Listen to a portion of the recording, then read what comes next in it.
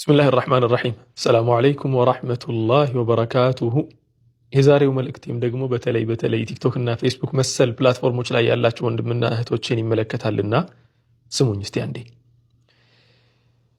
የሆነ ወንድማችን ነበር ፌስቡክ ላይ በጣም ጎበዝ ልጅ ነው፣ አክቲቭ ነው፣ ብዙ ነገሮችን ፖስት ያደርጋል። ፖስት የሚያደርጋቸው ጥቅሶችን ነው፣ ሰዎች የሚሰሩትን ዳዕዋና መሰል ነገሮችን ሼር ያደርጋል። እና ያ ወንድማችን ለተወሰነ ጊዜ ጠፋ ከሶሻል ሚዲያ። ለምን ጠፋህ ብዬ ፈልጌው ሄጄ ያናገርኩት። አውቀዋለሁ በፊትም እናወራ ነበርና ሰላም አለይኩም ወአለይኩም ሰላም፣ ለምንድን ነው ከሶሻል ሚዲያ የጠፋኸው አልኩት። ወንድሜ ሙዓዝ አለኝ፣ እኔ በልጅነት አባት እናቴ ቁርአን አላስተማሩኝም።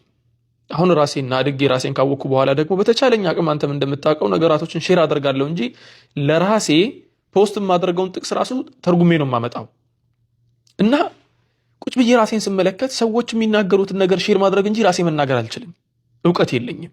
ስለዚህ ለምን ወደ እውቀት መፈለግ አልገባም ብዬ ቁርአን መማር ጀመርኩ አለኝ። የዛሬ 2 ዓመት ቁርአን መማር ጀምሬ ድፍን 2 ዓመት ስማር ቁርአን ሳነብ እንትን ስል መርከዝ ሄጄ ስማር 5 ጁዝ ብቻ ተማርኩኝ አለ።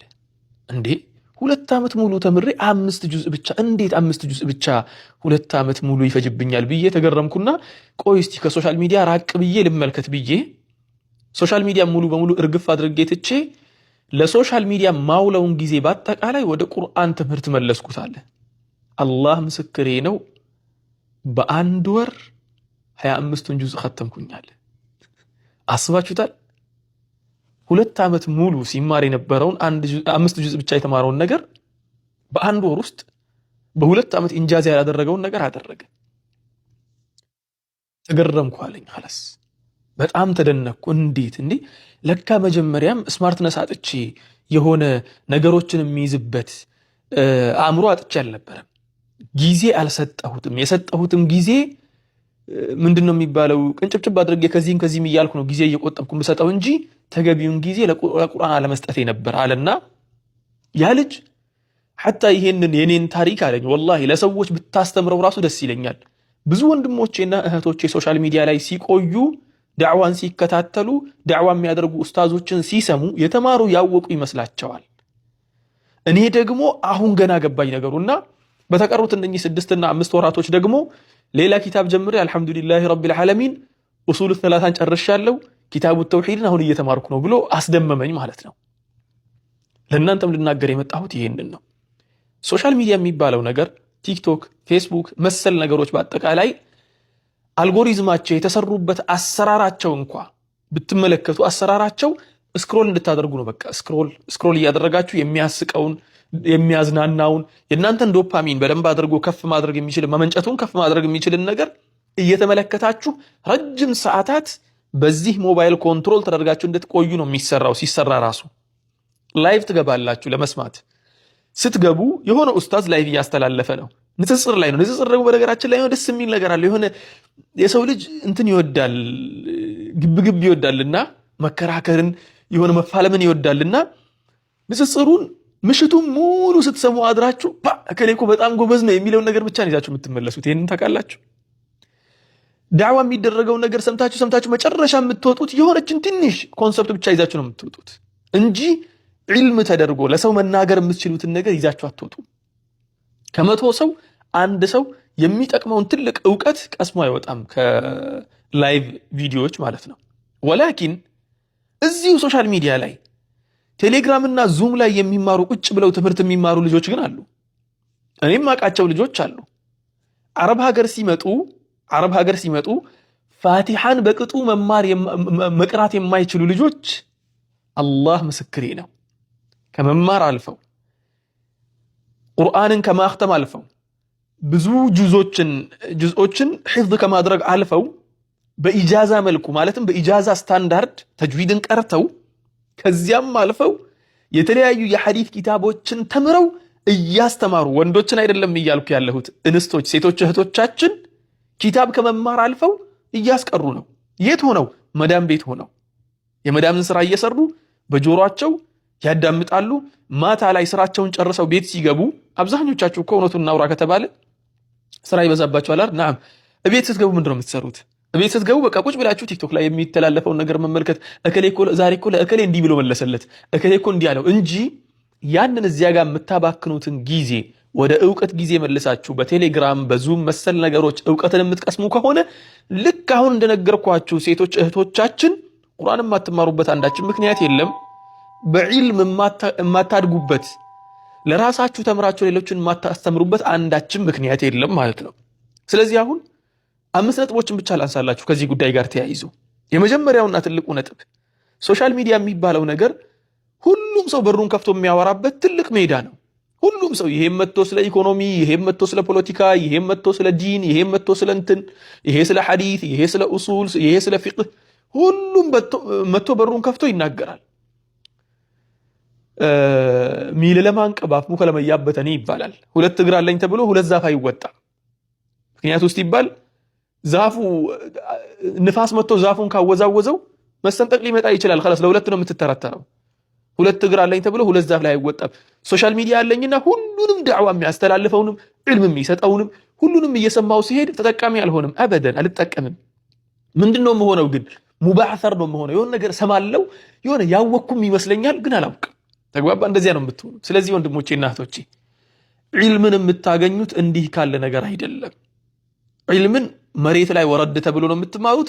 አሊያም ደግሞ የሆነ ፕሮግራም አድርጋችሁለት ቲክቶክ ላይ ቴሌግራም ላይ ሊሆን ይችላል፣ ቲክቶክ ላይም ሊሆን ይችላል። በነገራችን ላይ በመድረሳ መልኩ ስርዓት ባለው መልኩ ኪታብ ወስዳችሁ ቁጭ ብላችሁ በጥሞና አዳምጣችሁ ደግማችሁ ደጋግማችሁ ያን ነገር መውሰድ የምትችሉት እንጂ ትሰማላችሁ እንጂ ሰማዕና ኢስቲማዕ ይለያያል። መስማት እንጂ ማዳመጥ የሚባለው ነገር እድሉን አታገኙም ማለት ነው ሶሻል ሚዲያ ላይ ስትሮጡ። ሁለተኛው ማነሳላችሁ ነጥብ ደግሞ አሁን ያነሳሁትን ነጥብ ላስረግጥላችሁ። መስማትና ማዳመጥ ይለያያል። የመጀመሪያው ምንድነው ያልኩት? ብዙ በሮች ናቸው የሚከፈቱት። ብዙ በሮችን መስማት ደግሞ የበለጠ እናንተን ተሸቱት ያደርጋችኋል፣ ይበትናችኋል እንጂ ሰብሰባ ያደርጋችሁም ዕውቀት አያስቀስማችሁም ማለት ነው። ሁለተኛው ምንድነው? መስማትና ማዳመጥ ይለያያል። ሶሻል ሚዲያ ላይ የምትሰሙት ነገር የመስማት ነገር ነው፣ የማዳመጥ አይደለም። በማስረጃ የተደገፈን ነገር የመውሰድ ነገር አይደለም። ሁለተኛ ይሄ ነው። ሶስተኛ ላይ ማነሳላችሁ ነጥብ ደግሞ መሰላችሁ ሶሻል ሚዲያ የሚባለው ነገር በራሱ የተፈጠረው ብዙ ሰዓት እናንተ ስክሪኑ ላይ ፎከስ አድርጋችሁ እያያችሁ እንድትፈጁ ነው እንጂ ዕውቀት ቀስማችሁ የሆነ ነገር ላይ በጥሞና እንትን ብላችሁ እንትን እንድታደርጉት አይደለም። ይሄንን ነገር ማወቅ አለብን። ሶስተኛው ነጥብ ፕሊስ እንወቅ። እነኚህ ሰዎች ሲሰሩ በዕውቀት እንድናድግ ሳይሆን በኢንፎርሜሽን ብቻ ከኖሌጅ የሚባለውን ነገር ዕውቀት የሚባለውን ነገር ርቀን ማስረጃ የሚባለውን ነገር ርቀን በመረጃ ብቻ እንድንኖር ነው እነሱ የሚያደርጉን። ኢንፎርሜሽን ብቻ እየሰበሰብክ ኢንፎርሜሽኑን ዕውቀት እንዲመስል ያደርጉልሃል ማለት ነው። ተግባባን? ኢንፎርሜሽን ደግሞ ኖሌጅ ሊሆን አይችልም። መረጃ ማስረጃ ሊሆን አይችልም። ዕውቀት ሊሆን አይችልም። ስለዚህ ማስረጃና መረጃ ለይተን አውቀን ከመረጃ ይልቅ ለማስረጃ ቦታ እንስጥ። ማስረጃዎችን ዕውቀቶችን ለመማር ጊዜያችንን እንትን እናደርግላችኋለሁ። አራተኛው ነጥብ ደግሞ ምንድነው? በቴሌግራም እና ዙም ላይ ብዬ እንደ ንግግር ያነሳሁት ነጥብ አለ። ብዙ ቻናሎች አሉ ቴሌግራም ላይ ዕልምን የሚያስተላልፉ የተለያዩ ኪታቦችን የሚያስቀሩ።